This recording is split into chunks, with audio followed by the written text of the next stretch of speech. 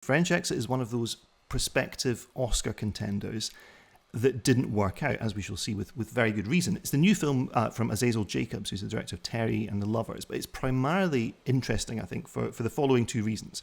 The first is that it's written by Patrick DeWitt, and it's an adaptation of one of his novels, and that gives it something in common with The Sisters Brothers, the Jacques Audiard Western from 2018 with, you remember, John C. Reilly, Joaquin Phoenix, Riz Ahmed.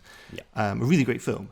The second thing that's very interesting about it is it provides a serious, substantial lead role for Michelle Pfeiffer. And she hasn't had one of those in at least 10 years. I mean, arguably, you could say Personal Effects or Cherie in 2009. If you're being strict, you might have to go all the way back to What Lies Beneath. And I mean, that's a crazy function of industry, ageism and sexism. You know, she's 63 years old, and films with leading roles for women over 40 very, very rarely get made. So I can see why she was attracted to this. You know, the premise itself is inherently appealing. She plays Frances, this aging New York socialite who lives with our large adult son Malcolm, who's played by Lucas Hedges. And together, the two of them have been having a final time living on this substantial nest egg left to them by Frances's late husband.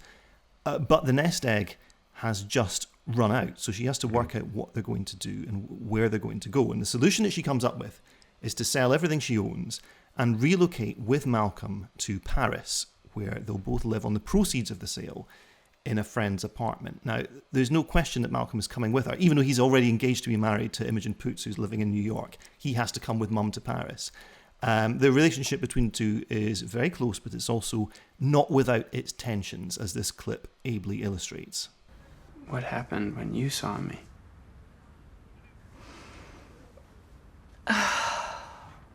I've never been so hurt by something in my life as when I saw your face for the first time.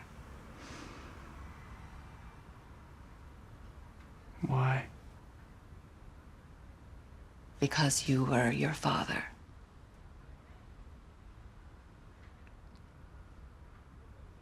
Because you were me.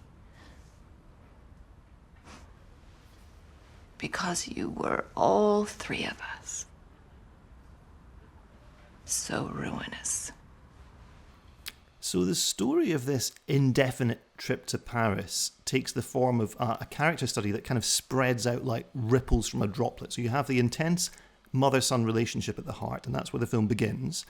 And then, as they spend more time in Paris, these various eccentric side characters are drawn into this weird private family world that the two of them create. So you have Valerie Mahaffey, who plays Madame Reynard, this lonely widow who once knew Frances and admired her from afar on the Manhattan social circuit in the olden days.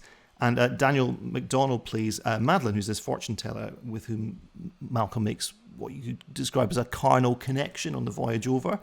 And she has psychic powers that become instrumental in searching for Frances's pet cat, Little Frank, when he runs off.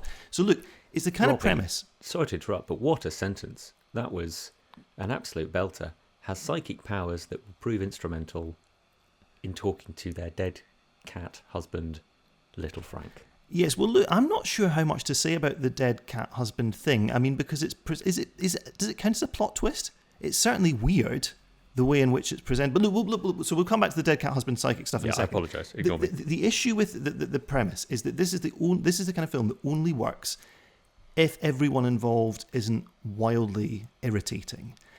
And unfortunately, that's very much not the case in French Exit. I would say, to start with Michelle Pfeiffer, it's a role of substance. It's certainly big, but it doesn't really contain any recognisable human emotion. I mean, the performance is sort of camp to the point of drag queenliness and beyond. There's loads of eye-rolling, loads of lip-curling, sentences attenuated to kind of Kenneth Williams levels of... And there's nothing kind of... To me, there's no sort of recognisable human interactions going on here. It's all camp, it's all overplayed, it's all extremely arch. And then Malcolm, on the other hand, Lucas Hedges' character is the wettest of wet blankets. I mean, an inherently annoying person. Even the way this man wears a shirt started to annoy me by the end of the film. He wears it buttoned up under a charcoal jacket with no tie. And the script eventually provides a rationale for this, and it's kind of clever, and you go, oh, okay, but it doesn't stop it being intensely annoying. So look, we should talk a little bit about the lost cat drama, because there is a supernatural dimension to this cat. The cat comes across on the boat with them, and then it runs off in Paris. The film treats the supernatural occurrences very matter-of-factly. Now, in the novel, which I should stress I have not read, I can imagine this would feel very playful and very provocative and, ooh, what's going on here? But it's the kind of thing that when it's dramatised on screen, it feels as if the viewer is being taken for an idiot. I mean, there's an element of just, oh, come off it when this starts going on. And I think in The Sisters Brothers, when you look at the way that DeWitt adapted that novel, it actually managed to integrate those strange, quirky happenings into the texture of the film very successfully. You know, you went with it. This, to me, is quirk for quirk's sake. I mean, it quirked me up and down and every which way until I could be quirked no more. I think a really interesting point of comparison with it is the Royal Tenenbaums, you know, because you have this dusty old idiosyncratic Manhattan family. They seem to create their own self-contained world into which various people are drawn in, sometimes against their will. They have these peculiar obsessions, these rituals. But the gulf between the way that Wes Anderson handles irony and you know, manages to extract great emotional effect out of irony, and this film where the irony kills the emotion stone dead is to me, it's wider than Central Park itself. You know, I would say French Exit puts the pff in Pfeiffer, and that's a great itty. Oh, sir. Bravo. Bravo. No, that was obviously brilliant. I actually wrote down in my notebook as I was watching French Exit the words, "This is like Wes Anderson, but without the style or the humour."